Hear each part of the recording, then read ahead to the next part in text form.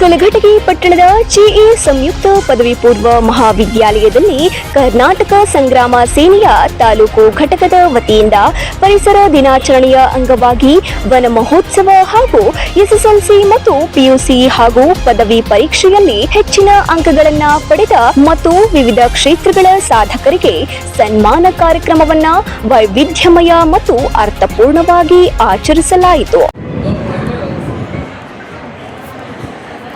ನೋಡು ಹೆಂಗೆ ಓಡಾಡ್ತಾನೆ ನೋಡು, ಒತ್ತಟಿಗೆ ನಿಲ್ಲೋದು ಬಿಟ್ಟು ಜೋರಾಗಿ ಚಪ್ಪಾಳೆಯೊಂದಿಗೆ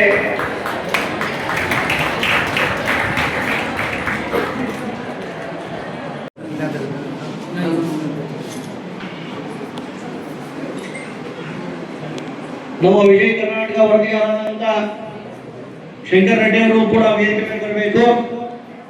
ಅರಣ್ಯ ಇಲಾಖೆ ಅಧಿಕಾರಿಗಳಾದ ಅರುಣ್ ಕುಮಾರ್ ಅಷ್ಟಗಿ ಅವರು ಸಸಿ ನೆಡುವ ಮೂಲಕ ಚಾಲನೆಯನ್ನ ನೀಡಿ ಮಾತನಾಡಿ, ಪ್ರತಿ ವರ್ಷವೂ ಕರ್ನಾಟಕ ಸಂಗ್ರಾಮ ಸೇನೆಯವರು ಪರಿಸರ ದಿನಾಚರಣೆಯ ಅಂಗವಾಗಿ ವನ ಮಹೋತ್ಸವ ಕಾರ್ಯಕ್ರಮವನ್ನ ಮಾಡುವುದು ತಾಲೂಕಿನಲ್ಲಿ ಪರಿಸರ ಬೆಳೆಸುವಲ್ಲಿ ನಿರಂತರ ಪರಿಶ್ರಮದ ವಿಷಯವಾಗಿದೆ ಎಂದರು. ಕಾರ್ಯಕ್ರಮವನ್ನ ಉದ್ಘಾಟನೆ ಮಾಡಿದ ತಹಶೀಲ್ದಾರ್ ಬಸವರಾಜ್ ಹೊಂಕಣದವರ ಸಾನ್ನಿಧ್ಯವನ್ನ ವಹಿಸಿ ಜಾನಪದ ವಿದ್ವಾಂಸರಾದ ಎಂಆರ್ ತೋಟಗಂಟೆ, ನಾಟಕ ಅಕಾಡೆಮಿ ಪ್ರಶಸ್ತಿ ವಿಜೇತರಾದ ಎಚ್ಎನ್ ಸುಣಗದ್ ಸಂಗೂರ್, ಶುಗರ್ ಫ್ಯಾಕ್ಟರಿಯ ನಿರ್ದೇಶಕರಾದ ಮಹಾಂತೇಶ್ ತಹಶೀಲ್ದಾರ್ ಅಭಿಪ್ರಾಯಗಳನ್ನ ಹಂಚಿಕೊಂಡರು.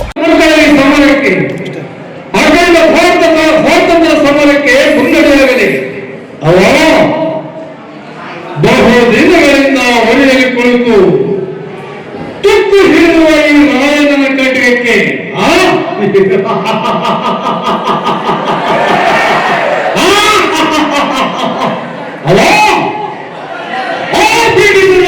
ನೆತ್ತಲು ಹಾಕ ಮುಟ್ಟಿದೆ.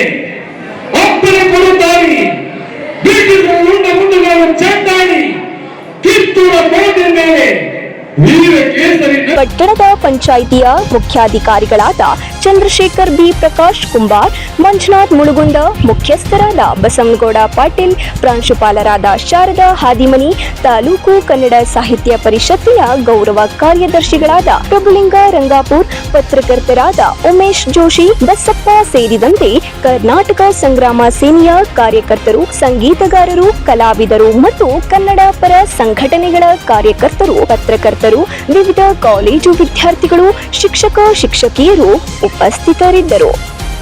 Ilyas Gidadandanavar, 9 live news, Kalghatgi.